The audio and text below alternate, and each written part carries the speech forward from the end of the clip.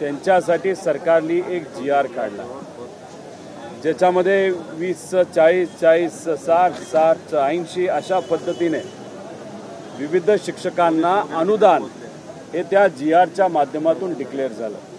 इथे बसलेले जे सर्व पदवीधरचे आमदार आहेत, विधानसभेचे सुद्धा आमदार आहेत, अनेक वेळा या शिक्षकांचा मुद्दा हा अधिवेशनामध्ये आम्ही सर्वांनी मिळून मांडला।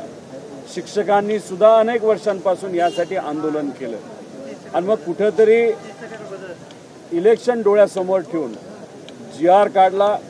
आम्ही सुद्धा शिक्षकांच्या वतीने सरकारचं आभार व्यक्त केले, कारण शेवटी हा लढा संयुक्त लढा होता।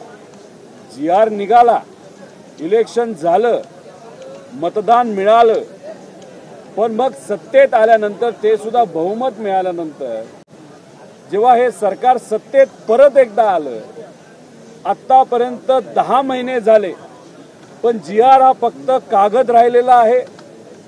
कुठल्याही शिक्षकाच्या अकाउंटला आत्तापर्यंत निधी देण्यात आलेला नाही।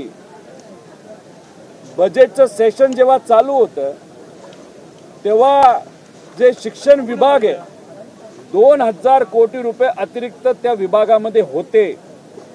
सर्व आम्ही आमदारांनी आणि खास करून जे सर्व इथं बसलेले जे पदवीधरचे आमदार आहेत त्यांनी सरकारला विनंती केली होती, तो 2000 कोटी रुपये त्यातले फक्त 1000 कोटी रुपये ज्या कष्टकरी आमच्या या शिक्षकाला तुम्ही शब्द दिलेला आहात ते 1000 कोटी त्यांच्या खात्यात तुम्ही वर्ग करा।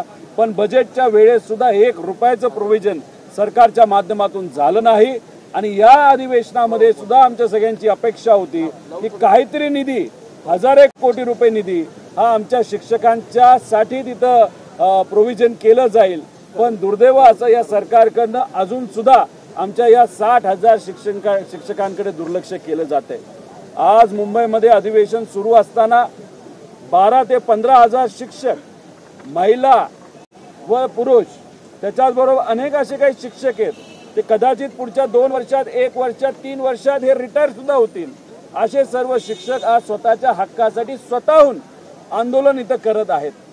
अपेक्षा या शिक्षकांची अशी होती की सकाळच्या सत्रामध्ये मंत्री महोदय, शिक्षण मंत्री महोदय इथे येतील, चर्चा करतील, कुठेतरी त्यांचा मार्ग, या आमच्या शिक्षकांचा मार्ग मोकळा होईल, परत एकदा आपल्या गावी जायला ते मोकळे होतील। पण संध्याकाळी 9 वाजेपर्यंत सुद्धा कुणी इथं आलं नव्हतं। मग सर्व शिक्षकांनी निर्णय घेतला, जर आमच्याकडे तुम्ही दुर्लक्ष करत असाल तर आम्हीच विधिमंडळाकडे, अधिवेशनाकडे त्या ठिकाणी येतो। मग कुठेतरी इथं महाजन साहेब आले। महाजन साहेबांनी यांना शब्द दिलाय की उद्याच्या दिवशी आम्ही सर्व मुख्यमंत्री, दोन्ही उपमुख्यमंत्री व तिथं असणारे शिक्षक मंत्री आम्ही एकत्रित बसू।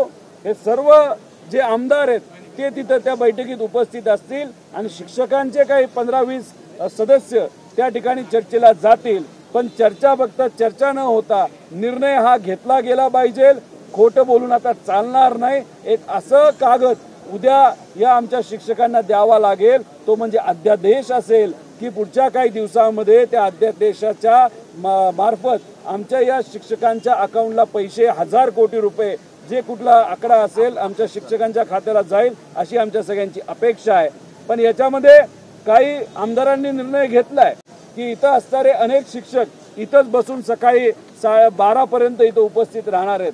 आमच्यातले काही आमदार त्यांच्याबरोबर इथं रात्र काढणार आहेत आणि उद्या 11:30 वाजता आदरणीय पवार साहेब इथं स्वतः या शिक्षकांची संवाद साधायला येणार आहेत। पण फक्त सरकारला विनंती आहे, सकाळी 11-12 वाजेपर्यंत कशाला वाट बघायची? अजून तुमच्याकडे वेळ काळ आहे, अर्धा 1 तासामध्ये तुम्ही असा एक निर्णय घेऊन घ्या की उद्यापर्यंत इथं असणाऱ्या आमच्या शिक्षकांना, खास करून महिला शिक्षकांना थांबण्याची जरूरत नाही। आणि जर तुम्ही तो निर्णय आज घेतला नाही तर उद्या तर चर्चा होईलच। हे सर्व शिक्षक संवेदनशील आहेत, उद्या पुरते, उद्या दुपार पुरते आणि उद्या तुम्ही एक चांगली बातमी या आमच्या शिक्षकांना परिवारात द्याल या अपेक्षेने आज ते वाट बघत आहेत।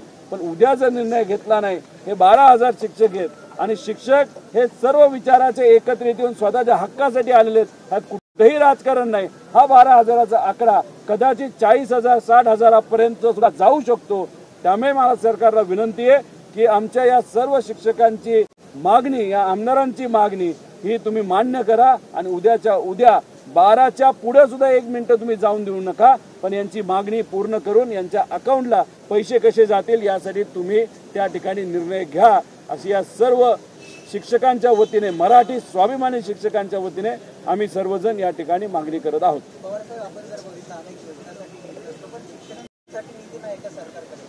कॉन्ट्रॅक्टरसाठी या सरकारकडे पैसा आहे.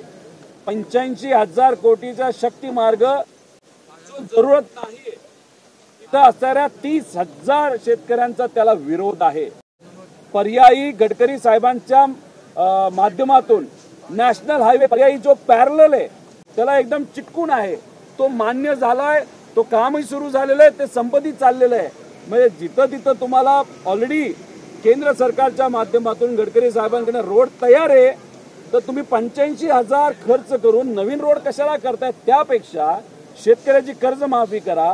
आमच्या या GR जो आहे आमच्या या शिक्षकांचा काढलाय, 1000 कोटी तुम्हाला त्या ठिकाणी द्यायचे, ते 1000 कोटी तुम्ही द्या. पण आज पुरवणी मागण्यासाठी 85,000 कोटीसाठी तुम्ही 20,000 अतिरिक्त पैसा त्या ठिकाणी मान्य करता, पण ह्यांचा हक्काचा ज्याला GR आहे याला तुम्हाला 1000 कोटी द्यायला नाही. कॉन्ट्रॅक्टरला वेळ आहे, तर या शिक्षकांची आणि सगळ्यांची मागणी आहे, आमचा हक्काचा पैसा द्या. आम्ही उपकार मागत नाही. GR काढलाय, इलेक्शनच्या आधी काढलाय, त्याच्यानंतर इलेक्शन झालंय, आम्ही मतदान केलंय, आम्ही मतदानाचा योग्य असा वापर त्यांना असं वाटतं ते झालाय. मग यांची अपेक्षा आहे जर मतदान दिलं असेल, त्यासाठी आम्ही इलेक्शनला काम केलं असेल, तर मग आमच्या या मागण्या ज्या आहेत 10 महिने ज्या प्रलंबित आहेत त्या मान्य झाल्याच पाहिजे आणि निधी हा उद्या कसा आमच्या अकाउंटला येईल, नाही तर त्यासाठी एक योग्य असा GR तुम्ही कसा काढाल अशी सगळ्यांची अपेक्षा आहे. ओके.